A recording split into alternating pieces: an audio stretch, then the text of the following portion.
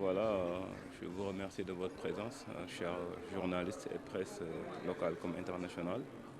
Moi, c'est M. Amadou Gueye, responsable NTIC de la commission communication culture du comité d'organisation du Grand Magal de Touba.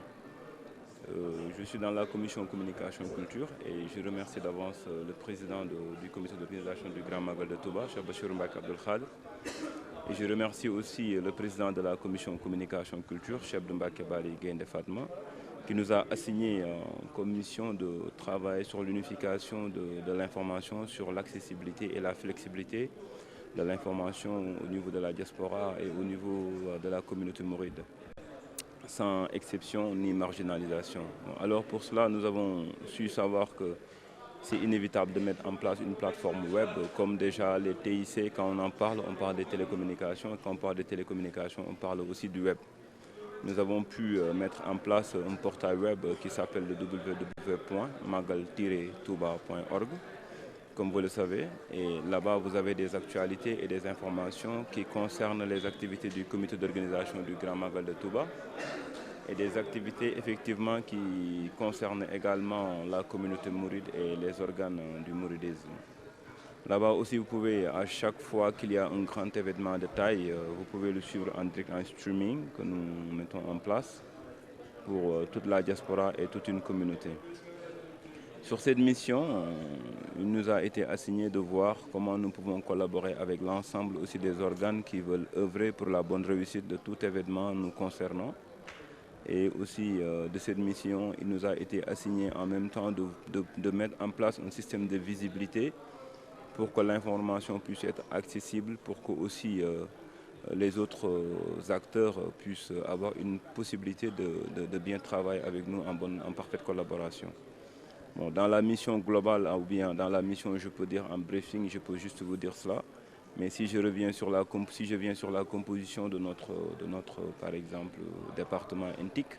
effectivement, les TIC, quand on parle des systèmes d'information, on parle de l'audiovisuel et on parle de l'informatique. Et sur l'informatique et les télécommunications, nous avons mis en place sur la composition, nous avons déjà un dispositif des personnes qui assurent les régies que nous avons, des personnes qui gèrent les faisceaux et d'autres qui assurent les installations sur le plan informatique, sur le réseau local et les liaisons que nous avons avec je peux dire les structures télécommunications du Sénégal.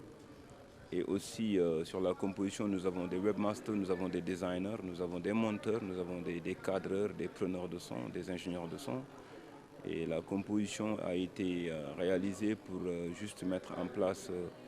une bonne production de l'événement.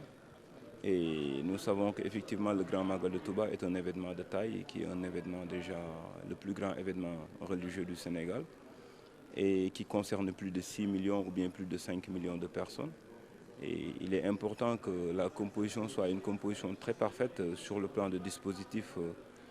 des ressources, sur le plan de dispositifs logistiques, sur tous les plans. Mais cela ne concerne pas seulement les personnes que je viens de citer, mais cela concerne l'ensemble de nos collaborateurs et partenaires qui sont sur le terrain, qui travaillent avec nous, qui effectivement peuvent faire partie de la composition pour la réussite de cet événement. Bon voilà, si je viens par exemple sur les moyens logistiques, comme je viens de vous le dire, nous avons des faisceaux satellitaires, nous avons des écrans géants pour permettre aux populations et aux personnes qui viennent au niveau de Touba de pouvoir regarder le Magal en temps réel. Nous avons aussi des serveurs web streaming qui sera diffusé ou bien qui est en train même d'être diffusé sur plusieurs supports, sur les iPhones, iPad,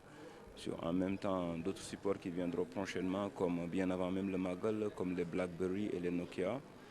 Et aussi, nous sommes en train actuellement même de diffuser sur le système Linux, Mac OS et le système Windows. Donc nous savons que ce sont des supports qui sont très importants avec les utilisateurs à travers le monde. Et voilà, disons qu'avec ces moyens logistiques, nous avons des caméramans qui sont sur le terrain, qui assurent une couverture pour couvrir l'événement en version officielle, qui concerne effectivement la commission communication et culture, et effectivement qui travaille avec d'autres organes de presse, tout comme vous, et tant d'autres organes nationaux comme internationaux, bon, privés comme publics aussi. Voilà, aussi, à partir de cette composition, nous avons des cadreurs, des ingénieurs de son, des techniciens, des webmasters, comme je le disais tout à l'heure. Nous avons des développeurs. Nous avons aussi une plateforme web qui s'appelle Kër Serigne Touba dans le web, qui est une plateforme en visioconférence qui permet aux mourides de la diaspora ou bien aux personnes de la diaspora qui sont intéressées au plateau que nous réalisons au niveau même de notre studio, parce que nous avons un studio de production audiovisuelle au niveau même de la résidence Cheikh Al Khadim. Ce que les émissions que vous regardez, que vous voyez sur les écrans géants, ce sont des émissions qui sont réalisées en temps réel, en direct, avec un système de broadcasting installé, effectivement, et on fait le journal du Magal de chez nous, c'est-à-dire quand je parle de chez nous, de ce que nous voulons quand même promouvoir, émettre, diffuser, qui concerne effectivement la commission communication culture, sur l'ensemble des activités relatives au Grand Magal de Touba. Bon, la plateforme visioconférence Kër Serigne Touba dans le web est une plateforme virtuelle, qui est une première plateforme virtuelle du mouridisme, qui permet aux mourides de la diaspora de se retrouver en temps réel et en même temps de discuter et de communiquer, de partager, d'échanger, d'enseigner et d'articuler les enseignements de Cheikh Ahmadou Bamba, notre vénéré guide spirituel. Bon, et cette plateforme aussi contribue sur la faisabilité et la réussite de l'événement, qui permettent aux mourides de la diaspora, quand ils suivent par exemple nos émissions en streaming ou bien en live, qu'ils puissent en quelque sorte intervenir ou bien même rentrer ou partager l'idéologie ou bien partager le débat avec les personnes ressources qui sont sur place en temps réel ici à Touba. Alors nous avons aussi mis en place un système de couverture en local host. Quand je parle en local, je ne parle pas de système hertzien ou bien d'un système satellite, c'est-à-dire que nous avons une couverture en local de 6000 maisons qui peuvent aujourd'hui suivre le Magal en direct, pour juste, comme je disais, et qui fait partie de notre mission, pour assurer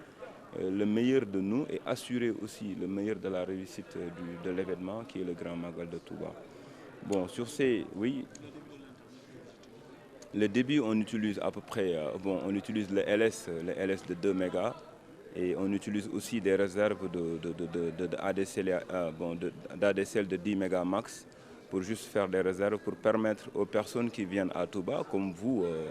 vous en avez besoin, parce que nous savons que l'Internet est un outil aujourd'hui. C'est un instrument incontournable. Alors nous l'avons ouvert pour le faire en open source, c'est-à-dire en free zone, le Wi-Fi gratuit de chez nous, avec la commission communication culture, partout où vous passez au niveau de la résidence jusqu'à la cérémonie officielle, et que vous trouvez avec votre signal les portées de Wi-Fi commission communication. Vous pouvez vous connecter gratuitement pour effectivement aller beaucoup plus vite que vous voulez, c'est-à-dire que c'est un instrument pour vous permettre réellement d'envoyer les informations au même moment et en temps réel.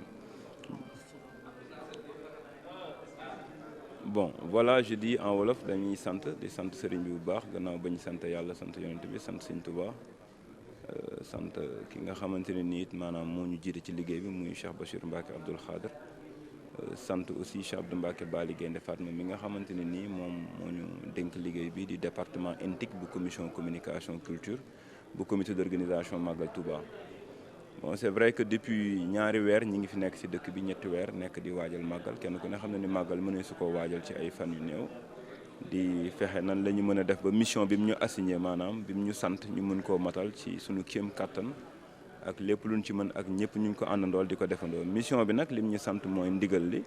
fas yéene d'abord liggéeyal Serigne Touba muy ndigal li, beneen bi ci des mooy def ko ci anam ya mu gënee ci defin, ci li nga xam ne mën nañ ko ak ci luñ mënut. Bu loolu wéyee mu xamal nu ne nit liggéey bi bëgg na ñi nga xamante ne ni ñoo ñëw ci dëkk bi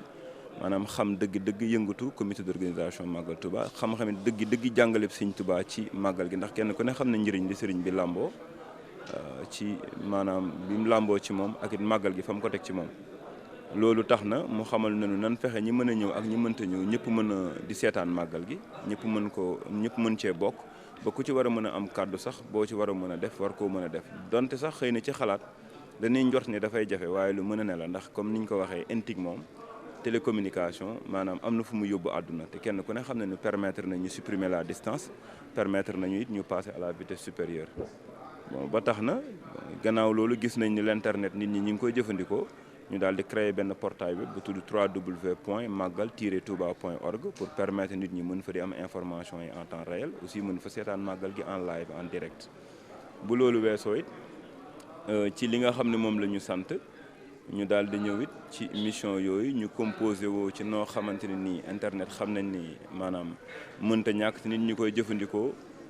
maanaam ci support yu bëri lañ koy jëfandikoo ñii ñu ngi ci iPhone ñii ñu ngi ci iPad ñii ñu ngi ci BlackBerry ñii ñu ngi ci Nokia ñii ñu ngi ci Linux ñii ñu ngi ci Mac OS loolu tamit tax na bon ñu jël suñuy matuwaay yu mat sëkk ba ñi nga xamante ne nii dañoo nekk ci iPad mën ko di seetaan ñi nekk ci Mac OS mën ko seetaan maanaam ñi am Macintosh yi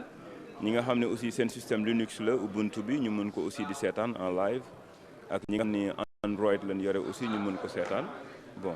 ñi nga xamante ne nii aussi suñu bon dogal na ci ñoom ñu yore ay Windows Phone wala ñu yore par exemple iPhone mën ko seetaan ñi nga xamante ne nii tamit am nañ Nokia mën ko seetaan ak BlackBerry bon loolu it terewul muñ ci loolu dañoo yokk beneen plateforme virtuelle bu tudd Kër Serigne Touba dans le web boo defee www.kerserignetouba.com di nga ko gis mu nekk benn plateforme visioconférence boo xam ni dafay permettre tey ji murit bu ndajaloo àdduna maanaam bëgg borom xam leen di jàngal ci Serigne Touba mën naa toog fii di leen jàngal en temps réel di échanger ak ñoom ay fichier di leen jàngal kenn du leen maanaam nu sonal kenn du leen mën a yàqal dara te liñ koy def dañ koy def ngir jëmmi Serigne Touba visioconférence boobu it nag dafa contribuer ci màggal gi ndax dinañu mën a permettre ñi nga xamante ni dañoo nekk maanaam bitim réew war a mën a bokk liggéey bi war a mën a ñëw bokk ci liggéey bi te mënuñu ñëw wala war a nekk xam-xam war a contribuer ci plateau màggal gi te mënuñu ñëw mën nañu toog fa ñu toog contribuer ci plateau màggal gi ñu jël leen par visioconférence intégré leen ci suñuy régie ba ñu taabi ci liggéey bi aussi ñi nga xam ne ñoo si nekk bari na comme ni ma la ko waxee am nañ fi ay développeurs ay monteurs ay ingénieurs de son ay preneurs am nañ fi ay cadreurs am nañ fi ay caméraman professionnel vraiment am nañ fi ay webmaster am nañ fi ay nit ñoo xamante ni seen xarañ ci wàll maanaam matérialiser information lu am solo la parce que information dañ koy matérialiser bon bu loolu it am nañ fi ay nit ñoo xamante ni ñoom la ñuy liggéeyandool maanaam ci màggal gi ñu mel ni presse bi ndax sëñ bi dañu ci jox ndigalit oyofa leen yombalal leen collaboration bi ci loolu it écran géant yi nga xam ne ñu ngi koy def ci penc mi ngir bëgg ñiy ñëw ci penc mi ak ñiy jege si maanaam mën a di ko seetaan terewul ñu daal di créé waat beneen système boo xamante ni day bëgg waa dëkk bi am ay gan maanaam seen gan yi bu ñu mënta agsi ci biir penc mi bu ñu mënta agsi ci penc mi maanaam mën a toog ci biir kër yi mën koo seetaan loolu nag du système hertzien du système satellitaire système hertzien yooyu ñuy dégg xëy na nit ñi mooy ñi nga xam dañuy am seeni antenne yoo xam ne dañ koy mën a jàpp waaye ñun dañ koo jàllale ci beneen système boo xam ne en local host la nga xam ne fi ñu toll ni toll nañ couverture 6000 maisons yoo xam ne ngi toog ci seen di seetaan ak direct nga xam ne mooy li ñuy produire ñun fii ci kër Serigne Touba waa débit internet bi ñuy jëfandikoo ñun maanaam vraiment par rapport ak partenaire bi ñu am muy Sonatel mu nekk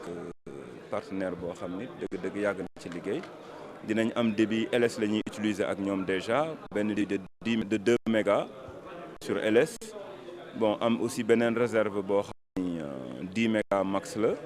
bu ñu mën a permettre maanaam ñu mën ko ubbi boobu en free zone buy tax nga xam ne dañu ñëw ci dëkk bi nekk ay nitu télécommunication wala nekk ay nit ñoo xam ne xam nañ bu baax ni télécommunication par le PET mooy le produit le plus utilisé dans le monde alors nit ñi léegi en matière de télécom dañuy supprimer la distance pour passer à la vitesse supérieure moo tax ñu def ko free zone pour permettre leen ñu mën ko jëfandikoo foo leen dugg ci kër gi wala ci biti gis free zone rek war ngeen mën a jëfandikoo li nga xamante ne nii moom mooy réserve 10 méga max boobu ñu leen bàyyi jërë ngeen jëf